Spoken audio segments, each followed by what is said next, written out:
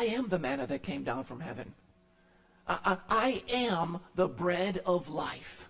Whoever comes to me shall not hunger. Whoever believes in me shall never thirst. So he relates himself to this Old Testament story. Israelites are in the wilderness, and they're crying out, we're going to die, someone feed us. And God makes bread fall down from heaven, and they eat. And Jesus says, hey, you know that story? I am the bread that came down from heaven. I am the living bread right now. Whoever eats of me, you'll never hunger. Whoever drinks of me, you'll never thirst. So he makes this statement, I am the bread of life. Where we're going to be in today, obviously, is learning that Jesus is the bread of life. Everyone say bread of life. Everyone say bread of life. Now the bread of life is 4 things. Bread is 4 things that I want to teach you today. First and foremost, bread is essential. It's essential. You need it. You need it to live. When we talk about bread, it's synonymous with food in general, right? You get together with a group of people and you break bread. You have a meal. So bread relates to food. You need food to live. You can go 3 weeks. 3 weeks without food, and then eventually you'll die. If you don't have food and water, 3 days before you die. And so food is essential. You need it to live. Jesus says, I am the bread of life. Your fathers ate manna in the wilderness, and they died. This is the bread that comes down from heaven, me, so that one may eat of it and not die. Oh, I don't want to die. You need this bread. I'm the living bread that came down from heaven. So when we talk about bread being essential, it's essential for 2 things. First, it's essential for the life that's coming. It's essential for the life that's coming. There's a life to be lived after this life here on earth. God created you to be in a relationship with him. But each and every one of us has gone our own way. And so when we were in a relationship with God, we were full. We could feast, right? We were in a relationship with him, and he was our source, our supplier. But each and every one of us has gone our own way. And that's created a void. That's created a hunger within us. And what we do as humans is we search for things. Money, sex, drugs, followers, promotion, bigger family, bigger house, nicer car. We're trying to fill this void because we're hungry. And Jesus says, hey, you have an eternal hunger within you. I can meet it. I can fill it. You're eating all of this bread, and it goes in one end and out the other. I'm the bread that's going to come in and fill and stay. I'm essential. You need me for the life to come. You need me for the life to come. Each and every one of us, again, created to be in a relationship with God. We've gone our own ways. That's created a separation between us, and there's nothing we could do to work our way back to him. And God knows this, and God doesn't want this for anyone. So what he did is he sent Jesus, the bread of life, who came down from heaven, who lived the perfect life. The life that you're required to live to be in a relationship with God, Jesus lived it. And then he offered himself as a sacrifice, taking your punishment upon himself. He suffered, he died, he was buried, he rose on the 3rd day. Because he did that, God can now offer anyone who's hungry, anyone who wants a relationship with God, anyone who wholeheartedly comes to the end of themselves and say, God, I'm empty, I'm separated, I know it, I need you. Anyone that wants that, you call out to him, you'll never hunger again. You'll never thirst again. And so if you're here today, are you hungry? Are you hungry? Are you separated from God? If you are, you know it. It's not like, I don't know. Pregnant women know they're pregnant. People that have a relationship with God know whether or not they have a relationship with God. You know when you're hungry. Are you hungry? Are you hungry? Call out to him right now and say, God, I need you. God, I need you. I repent of myself. I'm sick of eating the garbage of the world. I need this bread for the life to come. He's essential. He's essential. He's the bread of life. Salvation comes from a person, not a religion, not a method, not a system. The bread of life is a person. Jesus. Are you hungry? The second thing he's essential for is for the life you're living. You have needs. Humans have needs. An eternal need, which only He can meet. A spiritual need, which only He can meet. Aside from that, you have relational needs. Emotional needs. Intellectual needs. Physical needs. He's essential to meet those needs you have for the life you're living. Let me give you an example. My wife and I, we watched this show called Naked and Afraid. Have you ever heard of this show, Naked and Afraid? Okay, they have blurry spots, so don't think we're at home watching some weirdo stuff, okay? It's a legit show, and I'm fascinated by it because I like watching things that people do that I would never do. What they do on this show is they drop off two people in a remote area of the world, Bolivia, Colombia, the Amazon rainforest, the African plains. They drop them off naked. And they give them like a knife and maybe a fire starter. And they say, here you go, people, for 21 days, survive. And so they walk around and they got to find a water source. They got to build a shelter. They got to start a fire. They got to go hunting. And there's bugs, there's lions. So they got to build a boma so lions don't get in. I couldn't do this. This is not me. I look at this show, I touch ground, I'm like, what is that? I'm out. I tap out. I'm done. I'm from the city. I don't do well with creepy crawlies, slithers, mosquitoes. There was one episode when they're on the beach and they're just covered in mosquitoes. I couldn't do it. I couldn't do it. I don't even like being out here at the carnival at night because little fruit flies. Anyone? Right? Little fruit flies, and I'm like, I want to go home. Fully clothed, fed, fruit flies. I'm out. You want to drop me in Bolivia? Not going to do it. But there's guys on there like Pastor Randy, right? That are like hunters, killing elk and stuff, and just skinning them alive, and then eat. And there's people who thrive on there. They have this one episode, Naked and Afraid XL. That's 40 days. And I think it's just one person. There was this one dude, he's like it. Okay, builds a whole thing. Anyways, I'm going somewhere with this.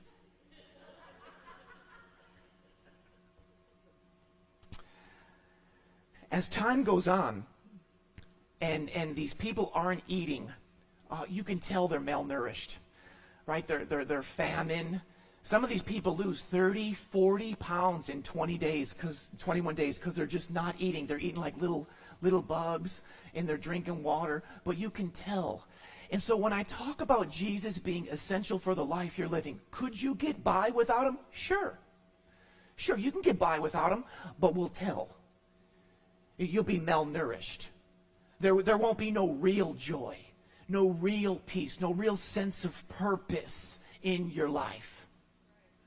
What happens as these people who are partners, two guys, two girls, whatever, as time goes on, they get this thing. I don't know if you ever heard of it. Hangry? You ever heard of being hangry? Where you're so hungry, you're angry.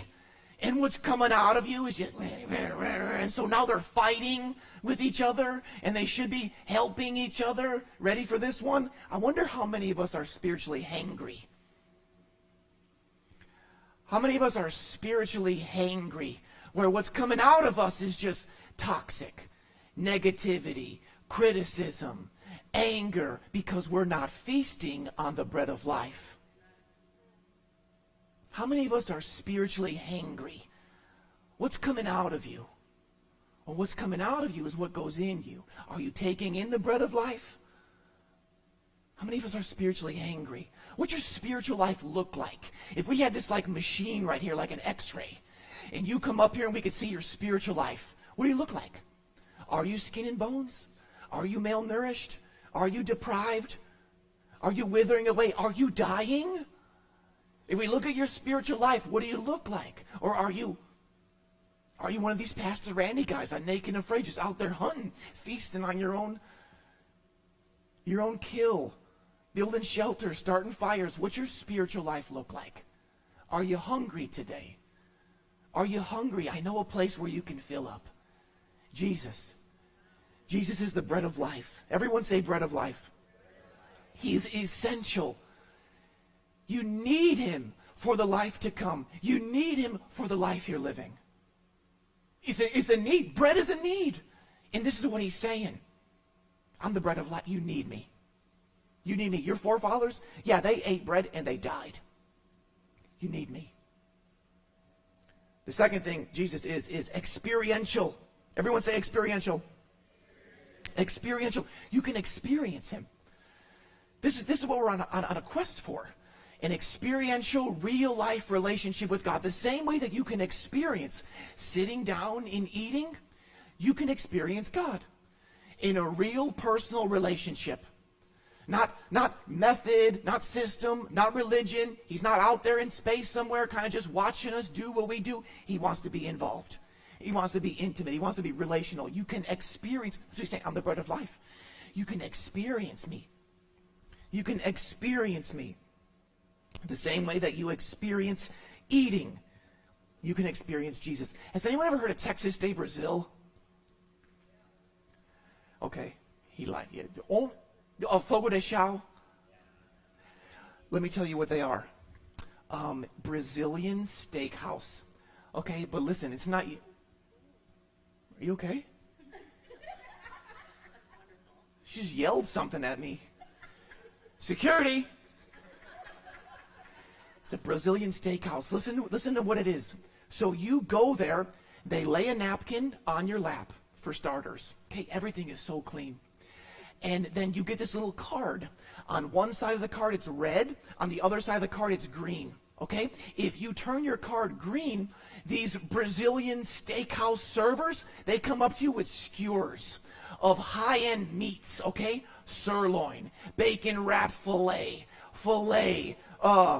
chicken, lamb chops, that's my go-to, lamb chops, lamb sirloin, beef ribs, and they're just like bang, bang, and you're like, holy cow, they're just overwhelmed. Hey, bang, bang, boom, and they got this cheese, which is like amazing, like heavenly cheese. It's the best place I've ever eaten. It's like eating in heaven. And then you turn your car red and they stop. It's an amazing experience. But you know what I have to do in order to experience that? I have to call and make reservations and get in the car and drive to Naperville and get out of the car and walk into the restaurant and then tell the lady, I'm here for these two, and then sit down.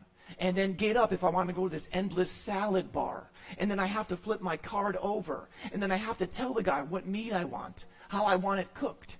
And then I have to cut it. And then I have to chew it. I'm trying to communicate with you. There's things that I have to do to experience this experience. And so when we talk about Jesus being experiential,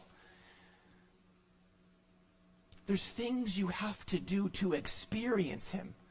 Namely, your obedience. We came out of this Realities of God series. Your obedience leads to experience. So I wonder, when we ask you, are you experiencing Jesus? Is he experiential in your life? Could it be you're not experiencing him because you're not doing the things that he's called you to do to experience him? I can't sit at home and experience Texas de Brazil. I can't do that. I have to do things. What's God laid on your heart to do? Could it be that you are just one flip away, one card flip away from an experience with God? But it's going to take you actually turning over that card. Jesus is experiential.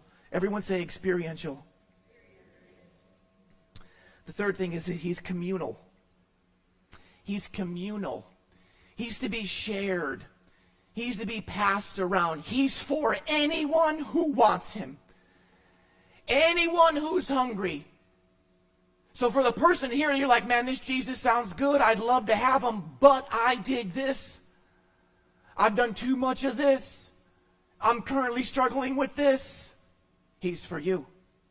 He's for anyone who's hungry. Anyone who's hungry who comes to me will never hunger again. He's communal. He's for anyone and everyone who wants him. And he's to be shared.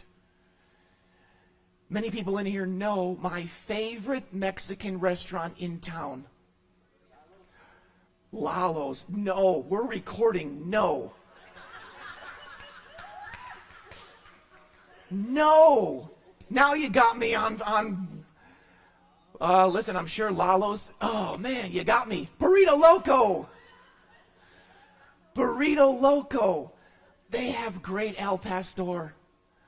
Oh man, I've tasted and seen that this restaurant is good. I've experienced it. And what do I do based on my experience? I share it. I tell people, you gotta go there. Jesus being communal. Have you experienced him? If you have, are you sharing him? Are you sharing him? Are you passing him around? You have the bread of life. You were hungry and you've taken of him and now you're fulfilled. There's people in your life who are dying of starvation. Are you sharing the bread of life? Are you passing it around? If we were to go to a third world country with endless portions of bread, okay? Picture this. We're in a third world country. We have endless portions of bread. There's people starving out there. What would your response be? Oh, hey, let's go. Everyone eats. Everyone eats, right? Everyone eats. People are spiritually dying in your life. We have the bread. What's our response? Gonna be kind of awkward if I say something. I don't really know if I want to have this conversation. I'm just going to keep this bread to myself. Is the bread in your life fresh or is it old and moldy? Do you know Jesus currently or do you know Jesus from 5-10 years ago?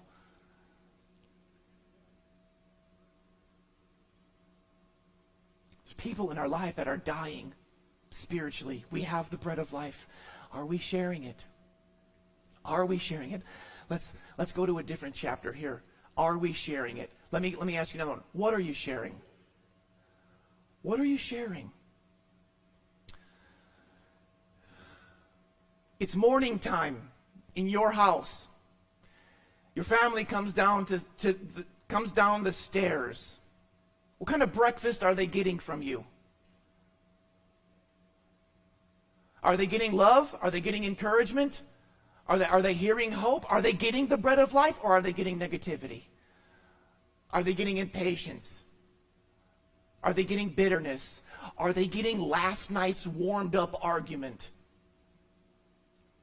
Are they getting last week's argument? Are they getting years ago stuff? What are we sharing? Jesus is communal. You have him. What kind of food are you serving to people? What kind of food are you serving to people? Man, I thank God for my wife. She gets up an hour before everyone. Why? Because she's cooking up a meal. She's cooking up a meal, and so when the people come down the stairs, it's like, hey, guess what I got for breakfast? Jesus. Because I've been up an hour early feasting and preparing a meal for you to come down to. He's communal. What kind of meals are you sharing with people? Not just breakfast, out in your daily. What kind of snacks are you giving people? What kind of food are people feasting on that comes from your hand? Is it gossip?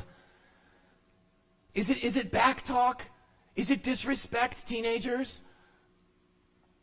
Or is it honor? Is it reverence? Is it love? Is it giving, forgiving? Jesus is communal. Are you sharing him?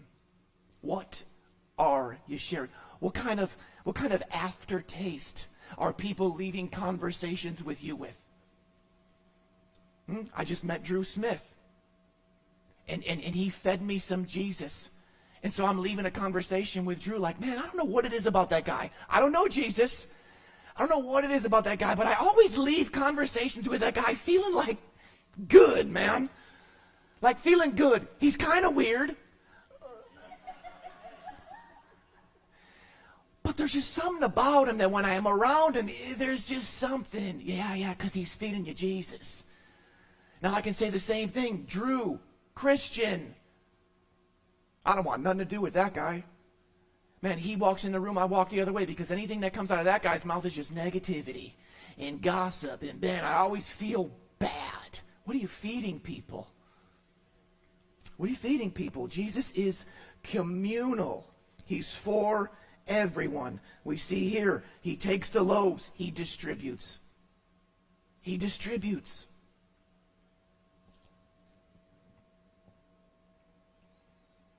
The last thing Jesus is he's substantial. He's abundant. He's more than enough. He sustains. He's sufficient. He meets all your needs. Remember when we talked about the sufficiency of Christ in our First Things First series and how he meets all your needs? He meets all your needs because he is the I am. He's the self-sufficient one. He's the source. He doesn't need anyone to fill him up. The uncreated creator. He's substantial. He sustains. He fills abundantly. More than enough. He feeds these 15,000 and there's leftovers. 12 baskets left over. I'm the bread of life. Whoever, anyone who comes to me shall not hunger. You'll never hunger again. Why? Because there's endless portions. Whoever believes in me shall never thirst. Why? Endless. Are you hungry? Are you hungry? Man, I'm just a guy who found a place to eat. And this place that I ate at hit different. For the first time in my life, I ate at this place and I felt different. It completely did something within me that is still evident today.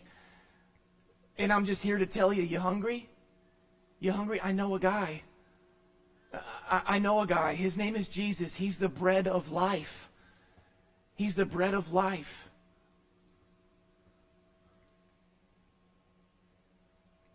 There's several different attributes that come out. Attributes, characteristics, traits of God that we see come out in these 7 I am statements. We're going to see them throughout this series. 2 of them I want to talk about. I get geeked up over this stuff. These attributes of God. They talk about this in the Roots class, the New Believers class. Because again, a lot of people have an idea of who God is based on other people's teachings, perceptions, past experience. Jesus, let me tell you who I am. Let me tell you who I am. And so what we get from this is substantial is 2 attributes, his perfection and his beauty. His perfection and his beauty. Now, his perfection means that God completely possesses all excellent qualities and lacks no part of any qualities that would be desirable for him. This is a theological definition, so we're getting a little deep here. But what this means is, I don't need nothing. Anything that anyone could ever want, I have it all. I don't look at any one quality and say, I wish I had that, or I wish I had more of that. I am that. I don't need nothing. I am. I have everything. His beauty is the attribute of God whereby he is the sum of all desirable qualities. In other words, everyone is chasing after something in life. He's it. And man, if I just had this, if I had more money, this would bring me what? More security, right? More hope, more love. Man, if I just had this person or this job, I'd have this and this. And God's like, no, I'm it. I'm the sum of everything. I am who I am. I am who I am. Man, you talk about a name. And here Jesus is saying, I am the bread of life. I'm essential, experiential, I'm communal, and I'm substantial. Is he substantial in your life? Is he substantial in your life, or is there something more you want? Is Jesus plus nothing? Is Jesus substantial? Is he your source of joy? Is he who you go to for strength, for comfort, for satisfaction? Or are you searching somewhere else? And so if you're searching for somewhere else, why is that not working? Well, I'll tell you why it's not working. Because it's not working. It's not going to work. Jesus is the bread of life. There's only one bread of life. I am. I am the bread of life. I'm it. Are you hungry? Are you hungry today? If you are, I know a guy. I know a guy. If you're hungry, I know a guy. It's Jesus. He's the bread of life. It's great information. It's good stuff. What do? I'm hungry. I'm hungry. And I hear you, preacher. I want this Jesus guy. What do I got to do? I'll tell you what to do. Here, there's 4 things. Number 1, come to him.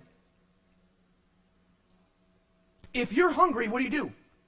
Well, you go somewhere. You go to Burrito Loco. You go to a refrigerator.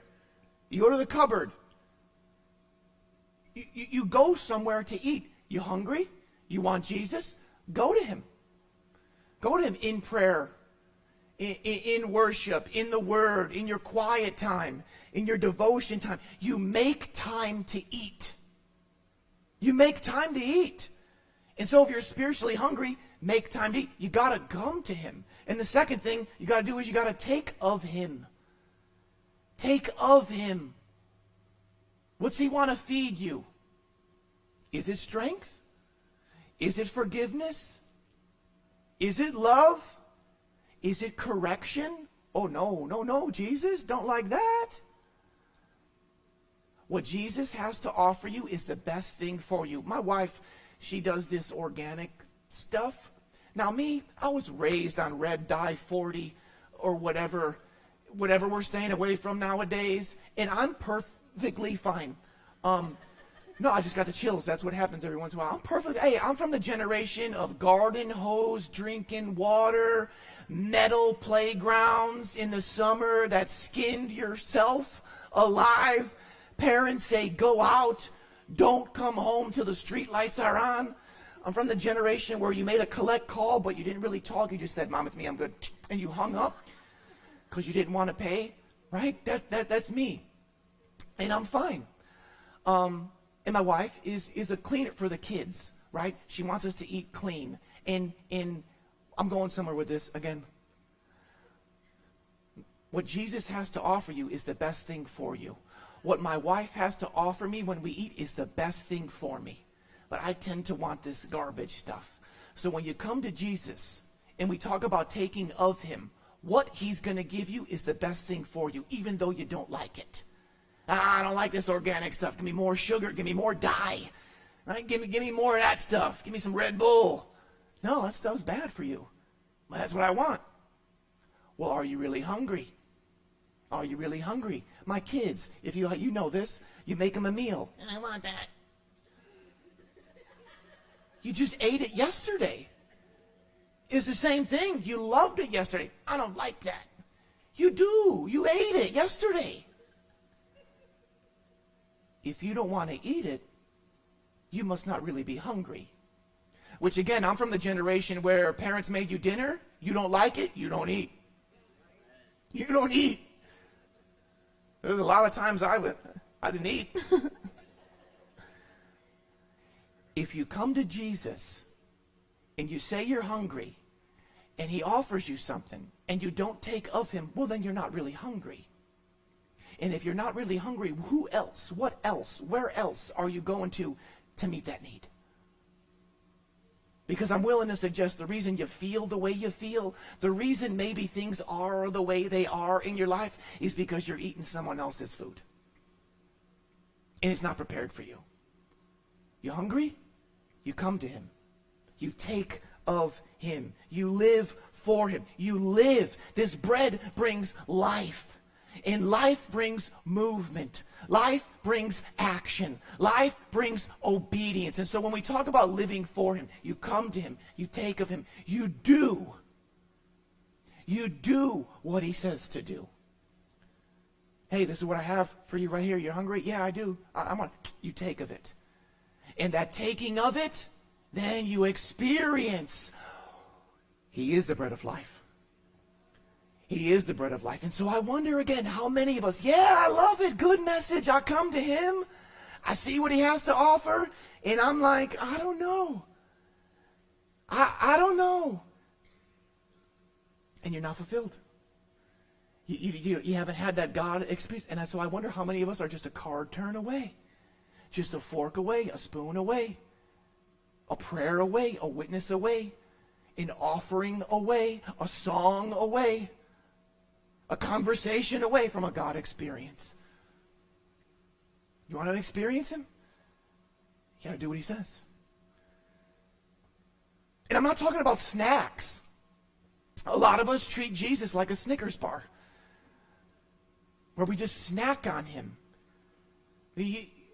I mean, you could get by naked and afraid. You can get by on bugs, but we'll tell. We'll tell you ain't really doing good. You ain't looking good. You don't really have strength. You don't have vitality. You don't have life in you. You could get by on just a Snickers bar of Jesus, just a little verse a day, a little 5-minute devotion a day. You get by. But this is the bread of life. You could have Texas Day Brazil every day. And you want a Snickers? And so I wonder how many of us were just treating this bread of life as just a Snickers bar. You're getting by, but you're not really experiencing. This is the bread of life. And then you give from him. Because he's communal. Again, you don't give of yourself. You don't have anything of yourself. You come, you take, you experience, you do, you share. You share. You speak, you pray, you witness, you post. What goes in, comes out.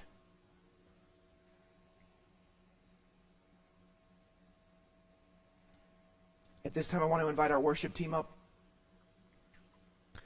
I want to ask that our lights come down. And I want to ask y'all to rise.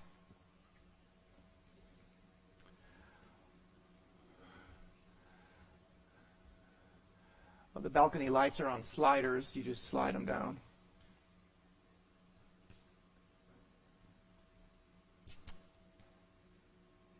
What's God revealed to you today?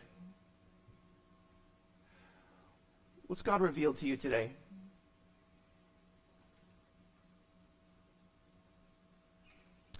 God's revealing to me right now that the balcony lights in Jesus, look at that. Look at that. That's cool.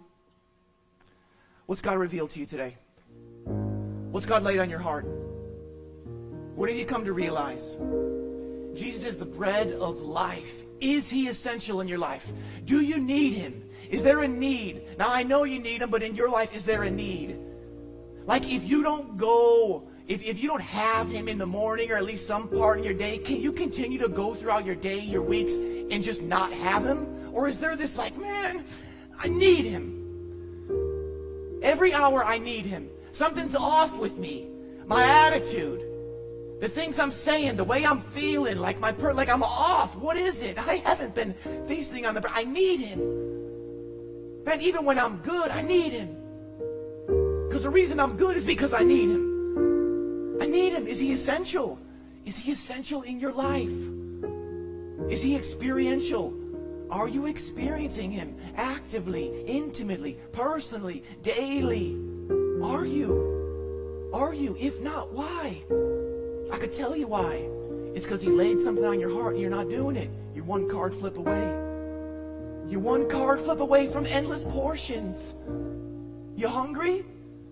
You hungry? I know a guy. I know a guy. Is he communal? Are you sharing him? Are you passing the plate around like Thanksgiving dinner with your friends, with your family, on social media, at work? Are you sharing him? If you're sharing, what are you sharing? What are you serving? What's coming out of you? Is it the bread of life? What's God revealed to you? Go to him in prayer and say, God, I hear you. God, I hear you. I need you to do something. Is he substantial?